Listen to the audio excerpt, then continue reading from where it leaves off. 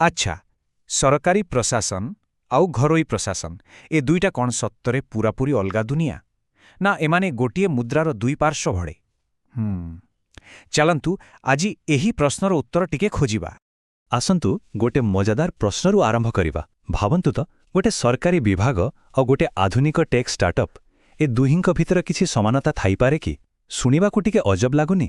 ଗୋଟେ ପଟେ ସରକାରୀ କାମ ଆଉ ଗୋଟେ ପଟେ ହାଇଟେକ୍ ବିଜନେସ୍। କିନ୍ତୁ ଆପଣ ଜାଣି ଆଶ୍ଚର୍ଯ୍ୟ ହେବେ ଯେ ଏମାନଙ୍କ ଭିତରେ ବହୁତ କିଛି ମିଳ ଅଛି। ତେବେ ଆସନ୍ତୁ ପ୍ରଥମେ ଏମାନଙ୍କ ଭିତରେ ଥିବା ସେହି ମେଳ ବା ସମାନତା ବିଷୟରେ କଥା ହେବା। ହୁଏତ ଆଶ୍ଚର୍ଯ୍ୟ ଲାଗିପାରେ, କିନ୍ତୁ ବାହାରୁ ଯେତେ ଅଲଗା ଦେଖାଗଲେ ବି ଭିତରେ ଏମାନଙ୍କର ଯେଉଁ କାମ କରିବାର ତରିକା, ସେଥିରେ ବହୁତ ସାମଞ୍ଜସ୍ୟ ରହିଛି। ଆଉ ସତ କଥାଟା କ'ଣ ଜାଣନ୍ତି? ଦୁହିଁଙ୍କର କାମ କରିବାର ଯେଉଁ ମୂଳଦୁଆ ବା ବ୍ଲୁପ୍ରିଣ୍ଟ, ତାହା ପ୍ରାୟ ଏକା। ଆପଣ ଭାବୁଥିବେ କେମିତି? ଆସନ୍ତୁ ଦେଖିବା।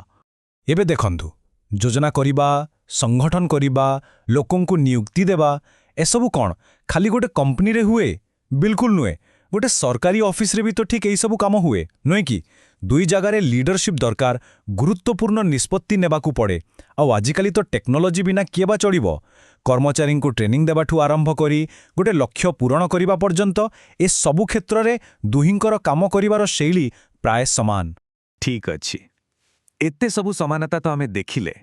ହେଲେ ଯଦି ସବୁ ଏତେ ସମାନ, ତେବେ ଲୋକେ ଏ ଦୁଇଟାକୁ ଏତେ ଅଲଗା ବୋଲି କାହିଁକି କହନ୍ତି? ହଁ, କାରଣ ଏମାନଙ୍କ ଭିତରେ ବହୁତ ବଡ଼ ବଡ଼ ପାର୍ଥକ୍ୟ ବି ଅଛି। ତେବେ ଚାଲନ୍ତୁ ଏବେ ଦେଖିବା ଏମାନଙ୍କର ରାସ୍ତା କେଉଁଠି ଅଲଗା ହେଉଛି। ଆଉ ଏଇଠି ଆସୁଛି ସବୁଠାରୁ ମୂଳ ଏବଂ ସବୁଠାରୁ ବଡ଼ ପାର୍ଥକ୍ୟ, ତାହା ହେଲା ଉଦ୍ଦେଶ୍ୟ। ଦେଖନ୍ତୁ, ସରକାରୀ ପ୍ରଶାସନର ମୂଳ ଲକ୍ଷ୍ୟ ହେଉଛି ଜନସେବା, ଲୋକଙ୍କର କଲ୍ୟାଣ କରିବା। କିନ୍ତୁ ଗୋଟେ ପ୍ରାଇଭେଟ୍ କମ୍ପାନୀର ମୂଳ ଲକ୍ଷ୍ୟ କ'ଣ? ଲାଭ। ବାସ୍, ଏଇ ଗୋଟିଏ ଜିନିଷ, ସେବା ବନାମ ଲାଭ। ଏଇଠୁ ହିଁ ବାକି ସବୁ ପାର୍ଥକ୍ୟର ଆରମ୍ଭ ହୁଏ। ଏଇ ଟେବୁଲଟାକୁ ଦେଖିଲେ କଥାଟା ପୁରା ସ୍ପଷ୍ଟ ହୋଇଯିବ। ଦେଖନ୍ତୁ, ଫଣ୍ଡିଂ କଥା ଭାବନ୍ତୁ। ସରକାର କେଉଁ ପଇସାରେ ଚାଲେ? ଆମ ଟ୍ୟାକ୍ସ ପଇସାରେ। ଆଉ କମ୍ପାନୀ ନିବେଶକଙ୍କ ପଇସାରେ। ତେଣୁ ଏହାର ସିଧା ପ୍ରଭାବ ପଡ଼ୁଛି ଜବାବଦେହିତା ଉପରେ। ସରକାର କାହା ପାଖରେ ଉତ୍ତରଦାୟୀ? ସାଧାରଣ ଲୋକଙ୍କ ପାଖରେ।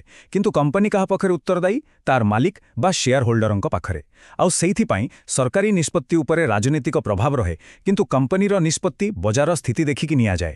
ଆଉ ହଁ, କମ୍ପାନୀମାନେ ଯେତେ ଶୀଘ୍ର ନିଜ ନିୟମ ବଦଳାଇ ପାରନ୍ତି, ସରକାରୀ କ୍ଷେତ୍ରରେ ସେତେ ସହଜ ନୁହେଁ, କାରଣ ସେଠି ନିୟମକାନୁନ ବହୁତ କଡ଼ାକଡ଼ି। ତେବେ ଏ ସବୁ ଆଲୋଚନାରୁ ଶେଷରେ ଆମେ କ'ଣ ବୁଝିଲେ? କଥାଟା ବହୁତ ସରଳ। ଦୁହିଁଙ୍କର ଲକ୍ଷ୍ୟ ଅଲଗା ହୋଇପାରେ, କିନ୍ତୁ ସେହି ଲକ୍ଷ୍ୟରେ ପହଞ୍ଚିବାର ରାସ୍ତା ବା ପଦ୍ଧତି, ସେଥିରେ ବହୁତ ସମାନତା ରହିଛି। ଏହି କଥାଟି ବୋଧହୁଏ ପୁରା ବିଷୟର ସାରାଂଶ କହିଦେଉଛି। ଏଥିରେ କୁହାଯାଇଛି ଯେ ଯଦିଓ ସେମାନଙ୍କର ଉଦ୍ଦେଶ୍ୟ ଅଲଗା, ସେମାନଙ୍କର ପ୍ରଶାସନିକ ପଦ୍ଧତିଗୁଡ଼ିକ ପ୍ରାୟ ସମାନ। ଏହାର ଅର୍ଥ ହେଲା, ଆପଣ ସରକାରୀ ସଂସ୍ଥା ଚଲାନ୍ତୁ ବା ଘରୋଇ ସଂସ୍ଥା, ତାକୁ ଚଲାଇବାର ଯେଉଁ ମୂଳ ମନ୍ତ୍ର ବା ନିୟମ, ତାହା ସବୁଠି ପ୍ରାୟ ଏକା। ହେଲେ ଯିବା ଆଗରୁ ଆସନ୍ତୁ ଗୋଟେ କଥା ଭାବିବା। ଆଜିକାଲି ଦେଖାଯାଉଛି ଯେ ସରକାରୀ ଘରୋଇ ଭାଗିଦାରୀ, ଯାହାକୁ ଆମେ ପିପିପି ମୋଡ୍ କହୁଛୁ, ସେଥିରେ ବହୁତ କାମ ହେଉଛି। ଏବେ ତ ଦୁଇଟା କ୍ଷେତ୍ର ମିଶିକି କାମ କରୁଛନ୍ତି।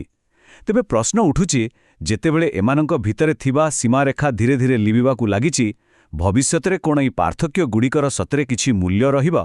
ଏହା ଏକ ବଡ଼ ପ୍ରଶ୍ନ, ଯାହା ଉପରେ ଚିନ୍ତା କରିବା ଦରକାର।